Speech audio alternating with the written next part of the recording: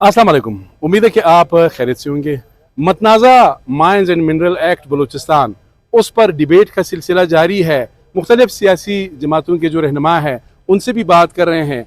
आज बात करेंगे साबिक वज़ीर आला बलूचिस्तान और नेशनल पार्टी के सरबराह जनाब डॉक्टर अब्दुल मालिक बलोच साहब से। उनसे ज़रा पूछते हैं, काफ़ी इबाम है। डॉक्टर साहब ये ज़रा बताएं, पहले तो ज़ाहिर है हमने रिपोर्ट की कि जी अपोजिशन ने सपोर्ट किया, अभी आपने पढ़ लिया, क्या खामियां हैं, क्या प्रॉब्लम है? शुक्रिया साहब। लेकिन बात यह है कि हमारी जो पार्टी है एक असूली पार्टी है। हमने तमाम अपनी ज़िंदगी बलूचिस्तान के साहिल और वसाइल के लिए जद्दोजहद की। अगर हम बेईमानी करते तो रिकॉर्डिंग पे कर लेते, जिन पे हमें बड़े बड़े ऑफर मिले कि रिकॉर्डिंग को हमें दे दो। आपने देखा, हमने रिकॉर्डिंग को 16 दिन फाइट की इंटरनेशनल आर्बिट्रेशन कोर्ट में। इसके बाद संदक का भी 10 साल एक्सपायर हो गया था, उस पर भी मुझे प्रेशराइज किया गया कि आप इसको दस्तखत करें। जब आप चीफ मिनिस्टर थे कि आप सेंदक को एक्सटेंड करें। पीपीएल का भी एक्सपायर हो गया था, उसका भी मुझे कहा कि जो है ना आप इसको एक्सटेंड करें। तो अगर मुझे नेशनल पार्टी की बेईमानी करता तो रिकॉर्डिंग का सौदा उस वक्त हो जाता था। संदक को मैं साइन कर लेता, पीपीएल को मैं साइन कर लेता, लेकिन उसमें हमारे साइन नहीं है। इसका बैकग्राउंड कुछ इस तरह है। बल्कि मैंने उस जमाने में कोशिश की थी कि हम अच्छे लायर रखें और जो हमारा मेन प्रॉब्लम है माइन मिनरल, इसको हम रिविजिट करें, पुराने हमारे जो वो है एक्ट है। जब तो आप चीफ मिनिस्टर थे उस वक्त हमने इसको रिविजिट करें। तो इसमें जब ये हुआ कि यहाँ के जो माइन मिनरल एसोसिएशन के दोस्त आए थे, बिल पेश होने से पहले उन लोगों ने कहा कि जी ये बिल आ रहा है, उसमें हमें आपकी सपोर्ट चाहिए। जब बिल टेबल हुआ तो मैं इधर ही था, तो मैंने सीएम को कहा कि जी आप मेहरबानी करके इस बिल को आप कमेटी को भेज दें, ये सेंसिटिव मसला है। फिर मुझे चूंकि मेरा अपॉइंटमेंट हो गया मियां नवाज शरीफ साहब के साथ, मुझे जाना पड़ा वो सरदार अख्तर मेंगल की जो लॉन्ग मार्च थी उस इशू में, और कुछ हमारे अपने भी इशू थे क्योंकि उसके साथ। तो जब मैं वहाँ पे गया, लेकिन मैंने अपने रहमत साहब जो उस कमेटी का मेंबर था उसको कहा कि जी माइन मिनरल वालों का मुतमईन होना बहुत ज़रूरी है। तो मुझे और इनको हमने बिठाया। सीएम के साथ जो मीटिंग हुई थी उसमें भी ये बैठे हुए थे, बाद में कमेटी की मीटिंग हुई उसमें भी बैठे हुए थे।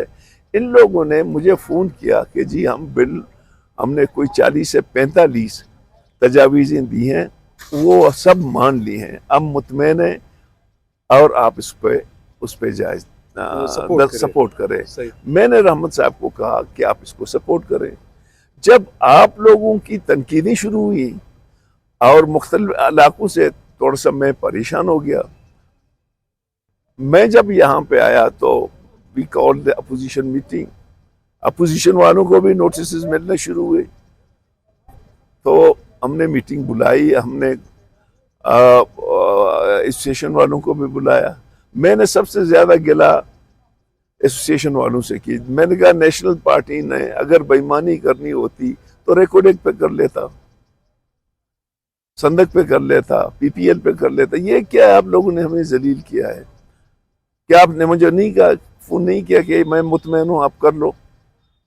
कहते नहीं सर, हमारे जो तजावीज़ें थी वो मान लिए थे, फिर नहीं माने। मैंने कहा आप हमें बता देते।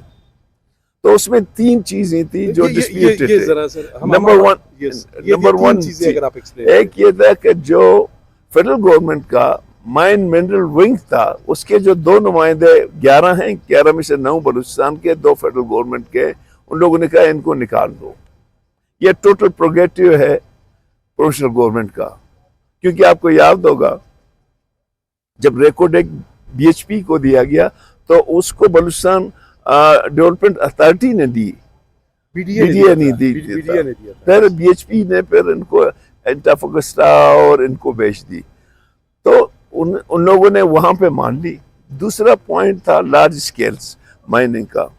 لارج اسکیل میں ان لوگوں نے کہا تھا کہ جی ہماری تجویز یہ تھی کہ جو بھی لارج اسکیل مائننگ کرے گا اس میں 50% جو انویسٹر ہے، 25% جو لوکل پارٹنر ہوگا فیڈرل گورنمنٹ کا، 25% بلوچستان کا ہے، پھر 25% بلوچستان میں، 15% صوبے کا ہے اور 10% جس علاقے کا ہے.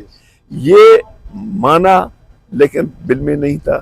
تیسرا جو اسٹریٹجیکل منرلز تھے جیسے یورینیم تھا، ریئر ارتھ تھے، اس کا بھی پہلے تو یہ تھا کہ وہ آلریڈی ڈیفائن تھے، لیکن اس دفعہ کیا بے ایمانی ہوئی کہ اس نے کہا کہ جی ریئر ارتھ اور اسٹریٹجیکل منرل کا تعین فیصلہ فیڈرل گورنمنٹ کرے گا. صوبے کے پاس اختیار نہیں ہوگا جو اسٹریٹجک منرلز ہیں. جن کا ہم نے کہا کہ یار کل آپ کہیں گے کہ کوئلہ بھی جو ہے نا اسٹریٹجک ہے، تو پھر تو بلوچستان کا مسائل تو سارے آپ لوٹ لیں گے. تو اس پہ ہم نے جب یہاں پہ کافی گڑبڑ کی تو سی ایم صاحب نے کہا کہ جی اگر یہ جو ہے نا ایگریمنٹ اور ہوا ہے اور بل میں اور آیا ہے، یہ تو بہت بڑا پھر بریچ آف وہ ہے، اسمبلی کا جو استحقاق ہے وہ بریچ ہو گیا ہے. اگر آپ لوگ چاہتے ہیں کہ اس کو ری سبمٹ کریں، پھر اگر کوئی بریچ نہیں ہوا ہے تو آپ اس کو ری سبمٹ کر سکتے ہیں. تو ہم نے کہا کہ یہ ہمارا حق ہے، ہم ری سبمٹ بھی کر سکتے ہیں as a private bill, court میں بھی جا سکتے ہیں. لیکن حقیقت یہ ہے کہ یہاں پہ جو زیادتیاں کی ہیں یہ بقول ہے جو دوست بیٹھے ہوئے تھے، جس میں ضابط ریکی صاحب نے کہا کہ سر میں حلف اٹھاتا ہوں کہ جو کمٹمنٹ کیے تھے وہ اس بل میں نہیں ہے، اور خاص طور پر یہ 3 پوائنٹ.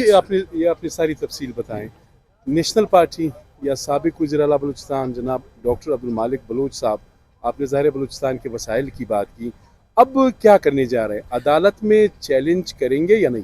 دیکھیں ایک دفعہ تو ہم سی ایم صاحب کی رپورٹ کی انتظار کریں گے کہ آیا اس پہ 2 نمبری ہوا ہے یا نہیں ہوا ہے. کوئی ٹائم فریم ہے ان کے میرے خیال میں ہے، اس کے مطابق دیکھیں گے، پھر ہم اپوزیشن کے ساتھ بیٹھ کے فیصلہ کر لیں گے. اگر ان لوگوں نے کہا کہ واقعی 2 نمبر ہوئی ہے تو پھر اس کو ری سبمٹ کرنا پڑے گا، جو ہمارے خدشات ہیں ان کو نکالنا پڑے گا.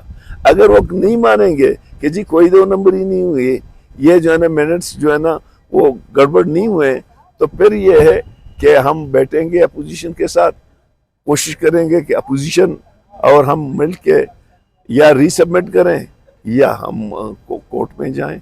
اس حالت میں ماننے کے لیے تیار نہیں. میں ذاتی صورت پہ نیشنل پارٹی یہ تینوں جو آرٹیکلز ہیں یا دونوں شکے ہیں، ان تینوں شکوں کو ماننے کے لیے ہم تیار نہیں ہیں. سر آپ کا بہت شکریہ. Thank you. Thank you doctor صاحب. ناظرین آپ نے سنا ڈاکٹر عبدالمالک بلوچ صاحب نے بہت تفصیل سے بات کی. ماننے کے لیے تیار نہیں ہے. 3 امپورٹنٹ پوائنٹس ہے، اس پر اعتراض ہے. عدالت بھی جا سکتے ہیں، دوبارہ ری سبمٹ بھی کر سکتے ہیں، یعنی اس میں مزید بھی امینڈمنٹ ترمیم کر سکتے ہیں. اپنے میزبان سید علی شاہ کو اجازت دیجیے. اللہ حافظ.